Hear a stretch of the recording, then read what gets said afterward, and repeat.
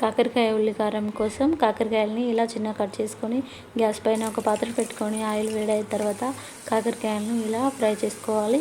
Fry బాగా అయిన తర్వాత ఒక ప్లేట్లోకి తీసుకొని పక్కకు పెట్టుకోవాలి. ఒక చిన్న రోల్ తీసుకొని అందులో కొద్దిగా కారం, కొద్దిగా ఎండు కొబ్బరి తురుము, కొన్ని ఎల్లిపాయలు, జీలకర్ర, సాల్ట్ వేసుకొని మెత్తగా దంచి పక్కకు పెట్టేసుకోవాలి.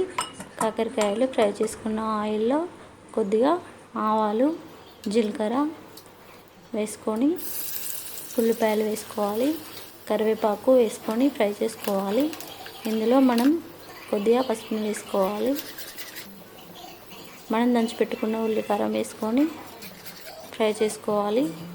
మనం ఫ్రై చేసి పెట్టుకున్న కాకరకాయలు కూడా వేసుకొని ఒక 10 నిమిషాలు ఫ్రై చేసుకుంటే మనకు కాకరకాయ ఉల్లికారం రెడీ.